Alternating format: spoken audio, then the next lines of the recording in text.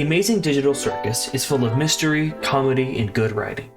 These traits have lent it to become a highly theorized about series, with community members writing completely original theories like the Soma Theory, or the Soma Theory, or the Soma Theory, or the Jackson-Strands Theory, or the Soma. I've always wanted to make a theory for a series like this, and because all the good ideas are already taken, I took it upon myself to come up with the least likely, yet still maybe plausible one that I've yet to see considered.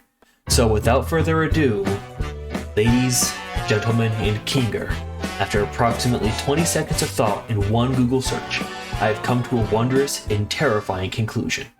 Scratch, the genius behind the digital circus, Kane, and everything we see, is still alive, though not as we last saw him, and I can probably maybe kind of hopefully prove it. In the latest episode as of writing this, we learned that Scratch heavily contributed to the creation of Kane in the AI research that C&A were undergoing. We can also surmise that his passion in this project was an attempt to artificially extend his own life by digitizing his mind, thereby flipping brain cancer the bird. We also see Scratch speaking to Kane in the beginning of the episode, though this isn't exactly important. What is important is that we see a total of 7 characters, including Kinger. This nearly perfectly mirrors the modern day in the show, where we feature 6 characters, including Kinger. This will come into play later.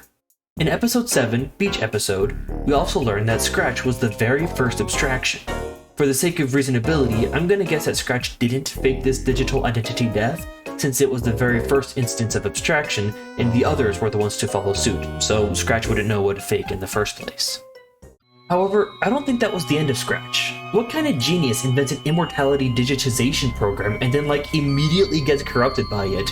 Nah, he's too smart for that. No, I think Scratch was smart enough to create backups. Everyone who is digitized has a backup mind file.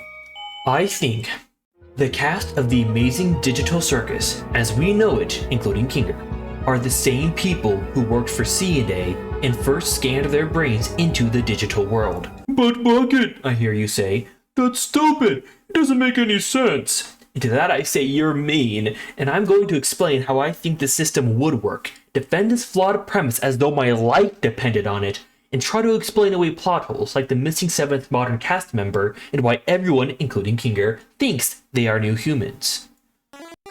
First things first, what the heck am I going on about? So, my theory speculates as follows. Though Scratch managed to invent new technology that allowed living beings to digitize their consciousness, it was, as all prototypes are, flawed. Every consciousness uploaded was unstable, fated to inevitably abstract, including Kinger. At this point, the mind file, as Kane calls it, likely becomes corrupted and essentially unusable. But Scratch, being the smarty pants he is, made sure every mind file in use was simply a copy of a static baseline master file.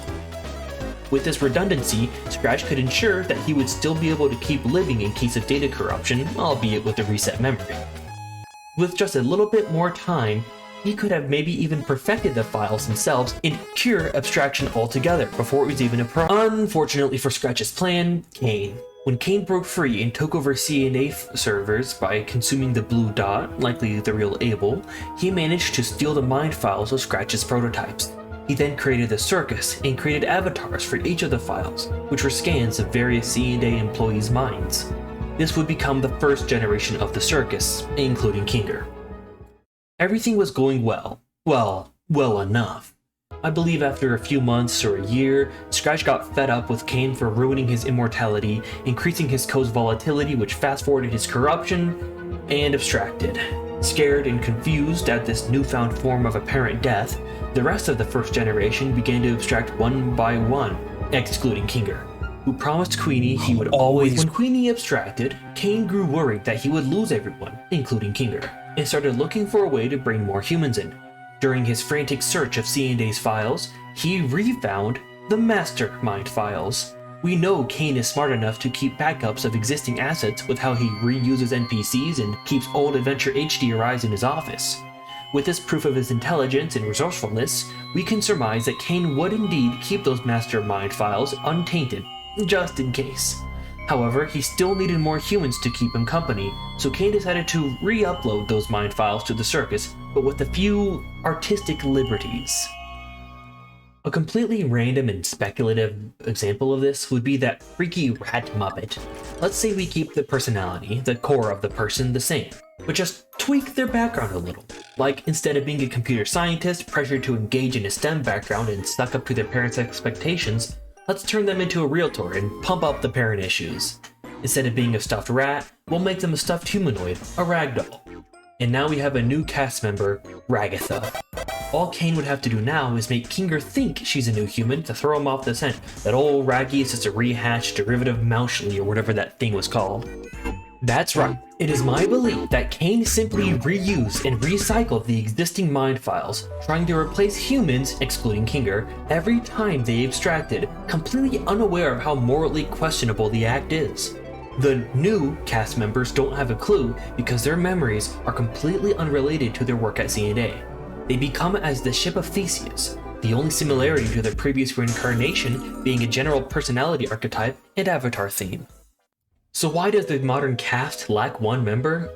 I blame Jax. Kane may have been blind to the human condition, but surely after all this time he would know that abstraction is massively sped up by loneliness, excluding Kinger.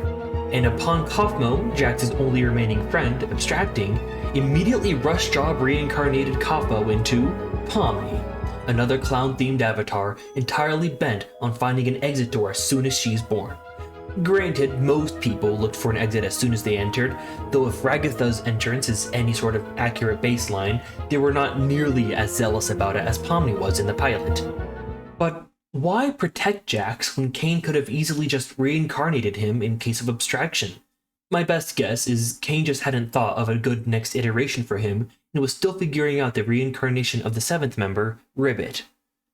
With the important groundwork laid, I think it's time to reveal who I think is Scratch's current reincarnation. They're both clever and conniving, have no issue standing up to Kane, have a mysterious backstory, and most importantly, they still share Scratch's original avatar theme, cartoon animal. That's right, Scratch, or at least a reincarnation of him, is housed in Jax. Further evidence of this is mostly just character testimony. Of all 6 members of the circus, only one holds the belief that nobody in the circus is real, including Kinger. Jax. If the Soma theory is true, then the cast as we know it may still be alive outside the circus, minus Scratch, what with his cancer. And the characters we're following are simply digital clones of the real people. We get into philosophical territory here, but Jax may actually know on subconscious level as a leftover from Scratch's consciousness that the people in the circus aren't real. If Kane truly had been remixing and recycling mind files to make new quote-unquote humans, then everyone truly would be archetypal characters. It only makes sense there is no possible rebuttal or counterpoint that can possibly disprove my theory at all, and I refuse to listen to reason. As a last side note, I personally believe that Queenie may have eventually reincarnated into Pomni. There's no real basis for this belief other than the pure coincidence that Pomni shares the closest connection to Kinger, so take that with less than a grain of salt. While I'm at it, here are all my speculations on which modern character is derived from which first-generation cast member. Anyway, I hope you liked this crack theory. Remember, all I'm saying is in jest and shouldn't be taken seriously unless I somehow turn out correct. Then I'll just take all your apologies in the form of a cumulative check made out for $40.71. In all seriousness, this is the first video I've ever made like this, and I really loved making it. If all goes well, I may keep making more unserious essays like this in the future. Most YouTubers would share their Patreon supporters here, but I don't have a Patreon, so I'm just going to read out this list of ingredients for key lime pie instead.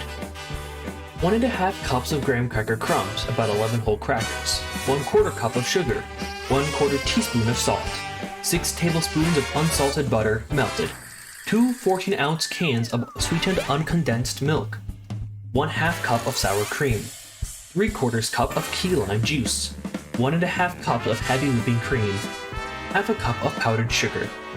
Thank you for listening, and I hope your day is wonderful.